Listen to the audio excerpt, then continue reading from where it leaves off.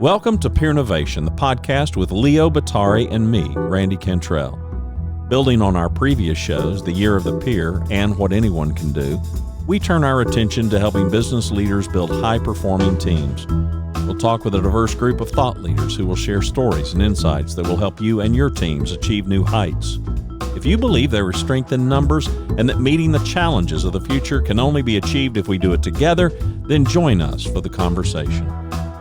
Today's guest is May Busch. May is an executive coach, speaker, advisor, and author of Accelerate, 9 Capabilities to Achieve Success at Any Career Stage. May spent her career in corporate environments and was the COO of Morgan Stanley Europe before pursuing leadership coaching and development. May's mission is helping people succeed in their career and life to be better, do more, and make the difference they are meant to make in the world. We welcome May Busch to the Peer Innovation Podcast. May Busch, welcome to the show. So very happy to have you here, and real excited because I can't think of a more timely topic, quite frankly, than be talking about what's happening in the employment market right now and what it means for people's careers and all of that. But beyond the formal introduction that Randy just read, tell us a little bit about really how you get into this work with and what drives your passion for it, and tell us a little bit about that. Yeah, thanks for asking, Leon. It's so exciting to be talking with you. We always have the best conversations. So I expect more of the same, right? Right. This is such an interesting question because, that I spent 24 years in a completely different career than I'm in now. Right. And often people Me too, actually. Yeah. Okay. Well, high five on that. We have there you go. More than common than I thought. So I am motivated by pure challenge, or at least I used to be way back in the day. So I got into that investment banking career really because it was the most challenging, difficult thing. My whole family's full of doctors and academics and public servants. So I was determined to do something all on my own, which is going to be a theme we'll come back to later because it is a bad idea. Nobody does anything all on their own. We all need people around us, and that's why peer innovation is so cool. Anyway, the thing is, though, during that career, there were parts of it that I really thrived on and enjoyed. But after 24 years, what I found was that I kept thinking for the last 6 years of my 24-year career, every couple of years I think, this isn't really what I was meant to do. And I'm really meant to do other things. I don't really get that jazzed about finance or capital markets. It's just what I do for a living. And finally, I realized in 2008, right before things got really, really bad, I said, you know what? I don't need to go through another downturn. And that's when I decided to take the leap and do something on my own. And since that time, I've come to realize that I am now doing exactly what I've always meant to do. And that all that 24 years was completely necessary for me to be able to do what I do now, which is to help people be better, do more, and make the difference they're meant to make in the world. And I happen to focus on helping people succeed in their careers and become better leaders. And I take that 24 years, it's a lifetime's worth of experience, learned mostly the hard way, that I've been able to pull together in a way that can help others who are going through their careers, primarily in large organizations, large and medium-sized organizations. It's funny, isn't it, when you look back and you kind of realize that you were setting the table for what you're doing right now without ever realizing it. Yes. And some of us take longer to set the table than others. But yeah. No, I hear that. And, I obviously want to get into a lot of, the challenges people are dealing with the current situation, and what we're dealing with the pandemic, obviously. But there are some other things that I wanted to get to, because right now I'm doing so much work with CEO peer groups and cross-functional work teams, and at the heart of the 5 factors that drive, peer innovation is having the right people. Yeah. So there's all this conversation on one hand that I'm having with CEOs about how do you find those right people? How do you know who's a good fit for your organization? But conversely, we've got people participating, in job interviews who also have to make the decision about how do I know that's the right company for me? How do I know that's the right organization and the right team? And I think oftentimes when we're on that side of the table and we're so happy that we got an interview and that we, and then we get a job and we're trying to we almost think of it like we're trying to win, versus really find out whether this is a good fit.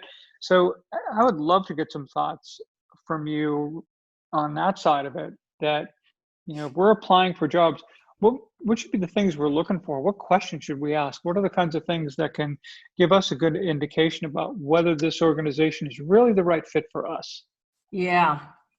Well, as you're talking about finding the right people, whether you're on the being the one looking for the right people or being the person that's looking for the right role, it just made me think back to way back, the most fundamental foundational approach that we used to take back when I was working at Morgan Stanley. This is in the early days.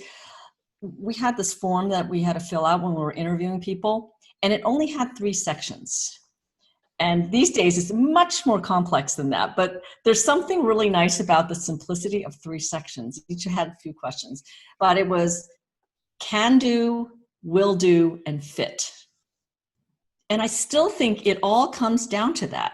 Can the person do the job, or can I do the job that I'm being interviewed for? Will I do that? Does this really light me up? Am I motivated to do this? Do I have any interest in this? Or we need to really go beyond interest, right? And then fit, which is most important in my view. And fit is really about the alignment or lack of alignment between me as the candidate and the company or organization as the potential employer.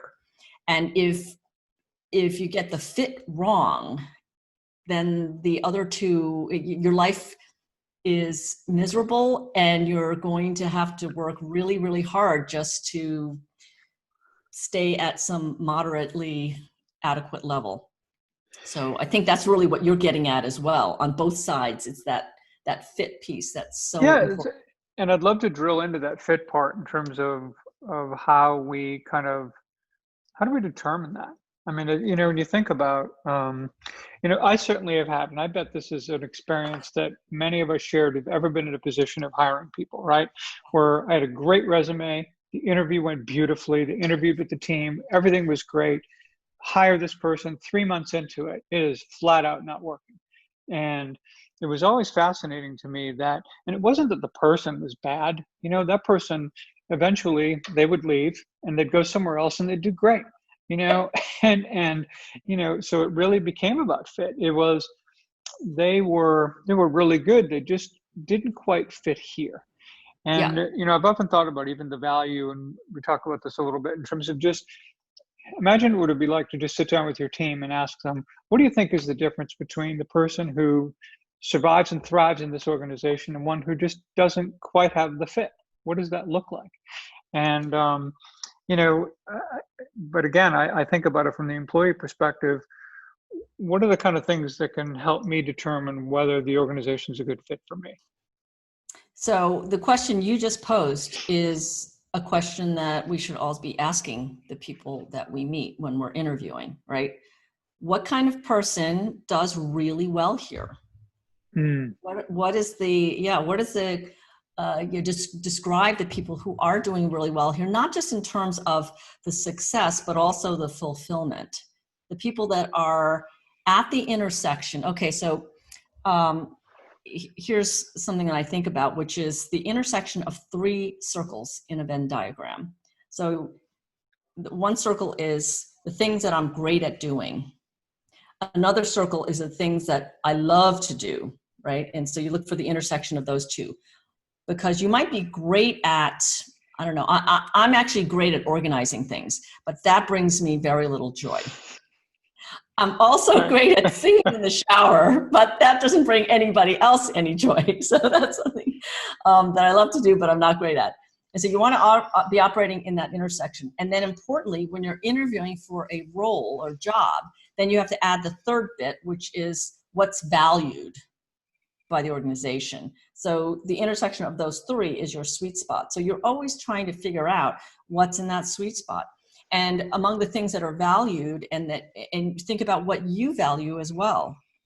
Okay, so you can do this intersection for yourself and do the same thing for you as yourself as a candidate, and then do it for yourself with the organization as your candidate for getting you as a contributor, right? Because, and then, so you want to start asking questions about what is valued here? What is the culture like here? What happens if people disagree? Can they say that in a meeting? How is creativity valued? And then also, so that's just a set of questions you can ask. But then what you want to do also is get a feeling for the vibe when you are, well, if you are able to go physically visit, that's really helpful, because you can kind of see if are people kind of hunched down at their desk looking gray and miserable, or are they looking like they're enjoying what they do? Is there, or maybe people are flying paper airplanes all over the place, but you like order, and that would be a little chaotic for you. So you just start to get a feel for it. I remember back when I was getting my first job out of business school, I interviewed with 2 different investment banks. And it became pretty clear to me that everybody I met at the bank that I didn't end up saying yes to, they were very similar to each other. And it was very clear how you progress. So I did ask questions like, well, how do people succeed here? And it became clear that you just stayed in your silo and just went straight up. And I like variety, so I ended up going where I did, because people talked about how they rotated across different groups. Everybody I met was a little bit different. It was a little eclectic, and that's how I am. I like to have a lot of difference and diversity. So you just start to formulate. You want to be very observant, and that means letting go of the phenomenon you're talking about, Leo, that, oh, I just want a job, any job. I hope somebody will hire me. That kind of mindset just doesn't lend itself to your even being able to notice and use your own critical thinking and observational powers to assess this organization. And possibly, oh yeah, and just in saying possibly contributes to making you a less attractive candidate at the same time, right? Absolutely, yes. And we all think that humans are very much like, they say horses can sense things, and humans are a lot like that.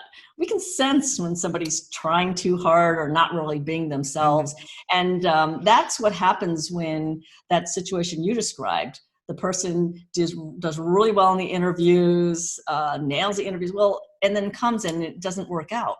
That's because there's some people who are really good at interviewing and other people who are really a good fit for your organization, or where the organization is a good fit for you. So how do you know if it's the right organization? I think I would focus on whether or not your values align with the values of the organization. That is at the foundation the most important thing. Mm-hmm. Because if that's not a match, then you're not going to be happy being there, and they're not going to be happy for you to be there either. And so a lot of it, I think, starts with doing some pre-reflection, getting really in touch with who am I really, what truly motivates me, and what kind of environment will I flourish in the best. And there's another, you talked about what's happening today, and the term that I think of that's often sought but often lacking is psychological safety. Because if we're really going to find a place where we can plant ourselves in that soil and flourish, then we have to feel psychologically safe to be our whole selves in the office or in the context of that work. And so you kind of have to go hunting for the right kind of people and the right kind of organization that share your values, or whose values you share, and has a culture where you can thrive. And not just the stated culture, you know how a company can write their mission statement and their value statement. Well, it's more, what is the lived experience, and how can you ask questions of the people who are living the experience to determine whether So that's. there's a few things that I'd love to unpack. It's really kind of fun. First of all, I think all the questions that you've just come up with, or I hope everyone is writing them down, because they're amazing questions to ask, in an interview. There's no question knowing yourself, becomes really crucial. But, it kind of amazes me on the question front, because I always think, so I'm involved with a course at Rutgers that I teach. It's a course there. And it's really designed for, in many respects, kind of a personal branding course. Mhm. And I talked to them a little bit about the fact that I said, if you leave the interview, I said, do you want to be known as the person who gave the best answers or asked the best questions? And so for me, it's the latter. And I Definitely. think for a lot of folks, they feel that as well, because there's nothing worse in my mind. You've got someone who gives great answers, and and then the interviewer says, "Do you have any questions for us?" And it's like, no, I'm good. You covered it and all that. I mean, you think about, could there be any worse way to end a conversation than that? And I think you offered some really great questions that can be asked. And quite frankly, not one of those questions required you to know anything about the organization at all. No big research, nothing. Just Right. asking questions that tap into your own understanding of yourself and reflection and what's important to you. What's interesting too, I think, is when you ask someone, what does it take to be successful at this organization? What you're really asking the interviewer to do is talk about themselves, which is kind of cool. Because that's a nice place for that interviewer to say, well, here's what it takes to be successful here, and they get to wax poetic about all of the attributes it takes to be able to thrive in that organization. But I just think, so you would tend to agree also that questions piece is really crucial. Oh, absolutely. And the reason is, I think a lot of interviewers are on to the fact now, enough has been written about the fact that some people just practice their being interviewed rather, and they can just come up with these answers. And so as an interviewer, I was always trying to find the question that would cut through the preparation and let me have a glimpse of the real person. And when somebody did not ask me any questions, that said to me that this person either doesn't have the confidence that they are going to find a great place to work, even if it's not in the place where I'm hiring for, or they lack curiosity, which is just a Right. real killer in terms of being a strong candidate in my book. Because lacking curiosity means that I'm probably going to have to tell them what to do very specifically, and they're not going to necessarily be a self-starter. Maybe they don't have a lot of creativity. They'll be afraid to innovate.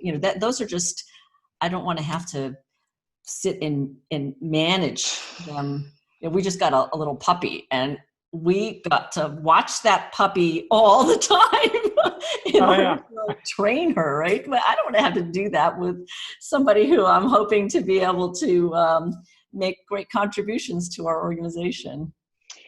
So I'd love to, another topic I'd really love to get to that I think is obviously related when we talk about fit, is, when we hire someone, we don't just look for the individual contributions they can make. We talk about fit with the organization, but we're also talking about fit in terms of day-to-day. How is this person as a team player, and how are they wired that way? And so I'd love to get a sense, how as a candidate, can we demonstrate our orientation or our ability to be a contributing member of a team, as someone who not only is going to offer value, in terms of my individual contribution, but by the way I model, the way I cooperate with others, the way I collaborate, do all these things that I can, make others around me better as well. Yeah. Well, first of all, in the good old days or bad old days, it was actually possible to sit in a little cubicle and crunch out some stuff and have it and make your career as an expert. I remember having these product specialists who I would never ever want to put them in front of a client, but boy, were they smart. And I would, get the answer and patch it up and tell the client myself. So those days are pretty much over. The world is so connected now. It's not so much the exact thing, it's the whole community, who you're connected with and who you can bring in. So it's really the era of being able to connect and bring the entire organization or all the resources to bear for whoever you're serving, whether it's an internal client, external one. So yes, I think that showing that you're able to be that connected person, the person who can motivate others, the kind of person who, you talked about team player. I even think about it as something team player plus this ability to really bring out the best in all the other parts of the organization as well. And it's about being able to lead without authority, because organizations are getting flatter and flatter. It's taking more and more cooperation and collaboration across different units, different silos. Hopefully we don't have too many silos, but of course we do, because we're human. We tend to, like our little thing, but it's really about being able to cut across. So how do you demonstrate that in an interview? I think it's one of those things that comes across in the way that you speak about what you've done, what you've learned from the things that you've done, and also the way you describe the experiences you've had. And it becomes pretty clear. So again, so much of it resides within you as a person and what you're really like. And so if you're really not a team player, you're not going to sound like a team player. And if you are, it's going to be hard to hide that. So I don't know that there are specific words to use, but I almost don't want to share specific words and terms, because then it's just going into that, oh, he or she really is just saying the right words, but may end up not being the right person. So, yeah. But you triggered for me, actually, at least some words that I'll throw back at you and see what you think. Okay. So when I think about that, like someone might ask you to describe, tell me about a project that you worked on that was really successful, or tell me about this thing you did or that you did. And I think you can always frame it at the beginning in terms of, well, I was part of a team that did such and such. And then from then on say, and we did all of this. Yes. So this idea of us doing it together and not taking singular credit for the fact that I changed the entire organization all by myself, that there was, there's just that orientation of being able to talk about it in that way. Is that at least yes, that's really what I'm getting at. Okay. That's what I'm getting at. And in the person who thinks in terms of I will speak that way, and the person who thinks in terms of we will think that way, will speak that way as well. So yes, you are absolutely right. You can phrase it that way. And one of the things that is a bit of a caveat on the we is that there are times when an interviewer needs to know what your particular contribution is. So Absolutely. the art of it, yes, is being able to reflect that team orientation, the we orientation, but also be able to articulate the piece that is your unique ability. And I actually wonder if it's not talking about it in those terms, and what I bring to the team is this particular super strength or unique ability, which is Dan Sullivan's term. He's the head of strategic coach. So you can talk about the I within the we, I think, by highlighting your super strengths, let's say, or the special sauce that you bring to the table, which Yeah, I then think allows the team to do X, Y, Z. right. I also think I love, obviously the Leading Without Authority. That's Keith Ferrazzi's book now, I believe, correct? Yep. Um, but it comes down to also, I think, showing that even if I'm not the leader of the team, I can be a leader in the team. Yes. Yes. And to at least be able to exhibit that when it's time for me to step up for whatever reason, because of my specialty, my role, my, thing, that you can be a leader in the team, even if you are not, quote, the leader of it. Yes, absolutely. And, Keith's book is really amazing, and I would highly recommend it. And one of the other concepts that he has been talking about for some time now is this idea of co-elevation, which is, we get stronger together, we get better together, we raise each other up, and not to see it as this zero-sum kind of me versus them, as in my colleagues or another team.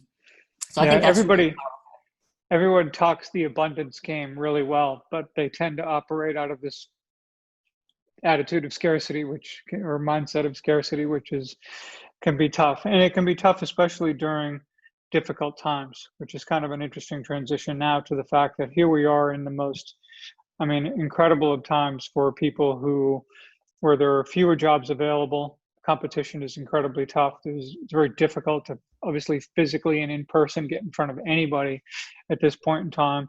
You've got everyone from people, recent graduates of college, to people who have lost their jobs as a result of, this time we're going through right now. So I guess for folks who are thinking about where they go next for their career and how do they move forward sooner rather than later, what thoughts might we have for them? Yeah, well, there are a couple of different ways I can answer that, and I'd like to start with the underpinning foundational concept, which is something that I've been working on for a training that I'm recording on thriving in the new normal, which is how do we thrive in this environment that is hugely uncertain, where there's a lot of fear involved. If we still have a job, will we still have a job? Maybe we've lost a job, and it's just everything is a bit chaotic, and there's a lot of complexity. So I like to think of it in terms of setting yourself up for success by regularly working on 3 different aspects: how you work with people, how you work on the business, where the business is really the work that you are either doing or want to be doing, and how you work on yourself. And I think it really, that's just something really foundational to set yourself up with. And then we can talk about some more tactical things that you can be doing now to find a job. So in terms of how you work on yourself, that one I think is the most foundational, and it's about being self-aware and being able to self-manage in the moment. And this is really important because in this environment, it's easy to just do things that aren't helpful to our well-being. And that's why I think that especially if you're not in work right now and wanting to get into work, you really have to be focusing on your self-care and making sure that you're taking that time to take care of yourself, whatever it is that you need, that minimum daily requirement. When we talk about working with other people and how you do that, I think this is where you really want to be thinking about what kind of impact you're making on others relative to your intention. And that, again, can be very important, especially when you're feeling a little bit under the gun because you're looking for work in such a difficult environment. So you want to make sure that you're what you want to convey and how you really your intentions are landing in the right way with people. And you can do that by asking, frankly. And then the third piece on how you work on the business is that I think it's not about trying to hone all your technical skills right now. It's really about making sure that you're aware of who the key stakeholders are. And even if you're not working in a role, you still have stakeholders and a network where you're trying that you can leverage to help you find something. And so it's really keeping in touch with those folks. So, which then comes to what the tactical answer would be, which is, if you look at the statistics, it depends on what kind of role you're looking for. So if you're looking for a role where it is exactly in line with all the other things that you've been doing historically in your career. So like if I wanted to go into investment banking or into private equity or some other finance related role, then headhunters or recruiters, they might be very helpful. But if you're trying to make a shift into something different than what you were doing before, they're really not going to be a great port of call. And instead, you want to really be relying on your network and leveraging that network and doing lots of conversations and using those connections you have to get new opportunities to talk to people. And at the end of every conversation, these informational interviews, so to speak, a question that I recommend that you ask is, you thank the person and say, and who else do you think I should be talking to? Because that's how you get to that next person. And Leo, I don't know if you do talk about this in Pure Innovation, but there's a lot of research that shows that when you want to find a role in a different sphere, then you really need to get to the edge of your network that connects to the edge of somebody else's network that connects to the edge of somebody else's network. And that's how you're going to find that new thing. Because if that new thing was already known to your close-knit circle of friends and connections, you would have found it already. Exactly. Yeah, it's a great way to talk about extending our reach and how we go about doing that. And that's good stuff. I have to tell you, as I figured, great conversation. And but before we go, of course, one of the things I want to know is, I really love you to talk to our listeners about how they can learn more about you, your work, anything that you have coming up that you want to make sure people are aware of, and that would just be great. Sure. And thank you for that, Leo. So I do a weekly blog, and that is at my website, maybusch.com. And if you go to maybusch.com/blog, you'll be able to sign up for that. And I also have a membership group called Career Mastery. And that is where I have resources, not just from my own expertise, but also from other experts.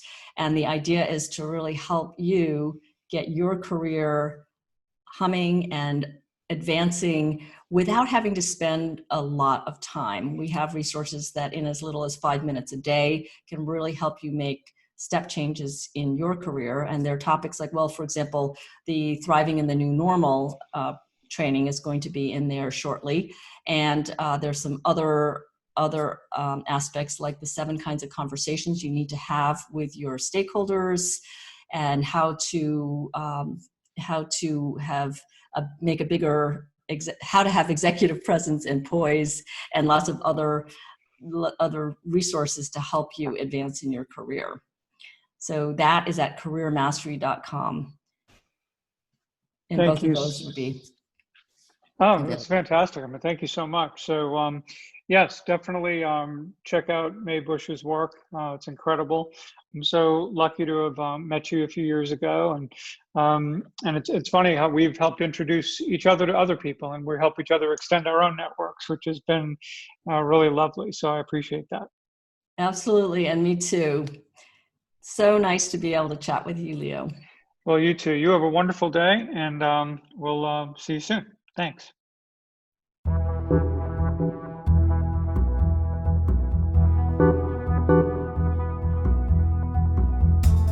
Thank you for joining us. To subscribe to the podcast and learn more about how you can engage peernovation for your organization, contact us on the website at peernovation.co. Till next week, remember, the power of we begins with you.